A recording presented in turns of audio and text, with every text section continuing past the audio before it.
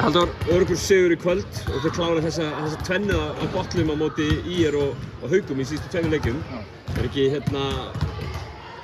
þægilegt að ná klára þetta svona? Jú, algjörlega. Við komum bara mjög vel gíraðir í þennan leik og svona áframhald af síðasta leik, þess að við náðum 3 góða leiklundum og við náðum bara 4 góða leiklundum í dag og náðum að keyra upp hraðann og þetta skoruðu fullt og þetta var bara mjög flott.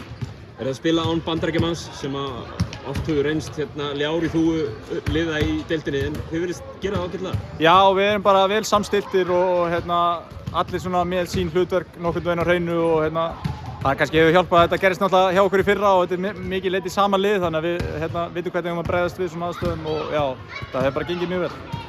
Þú heldur áfram að taka til svona sóknarlega, gera það varnarlega en sóknarlega að skora 20 stig í kvöld og spila eiginlega í 4. leik þetta.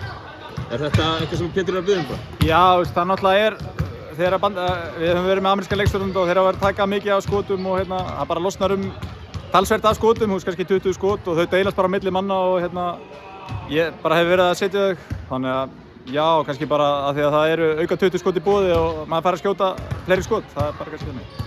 Svo ég lesi rétt.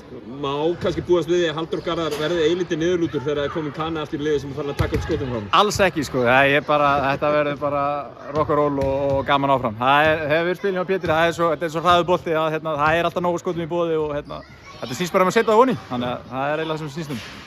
Svona skipulagið ykkar, svona skoðandi skipulagið, þau fóru í gegnum þessi lið sem eru nær botninum eða á botninum núna en svo farið þið núna inn í helvítis törn ef ég má svo að komast. Algjörlega. Hvernig líst þér á bara að fá þessi topplið öll núna back to back? Bara mjög vel, við erum að fá loksins heimaleiki, við höfum verið að spila svolítið útivelli hingað til í vetur og við erum að fara að fá allavega Grindavík held ég heima og svo Stólan heima þannig að mér líst bara mjög vel á framhaldið og þetta verður bara gaman.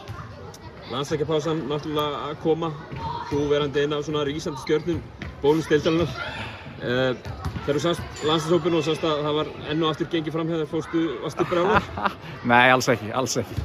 Þeir eru mjög góðir bakverðinu undan mér og ég ber mikla virðingu fyrir þeim, það er bara þannig.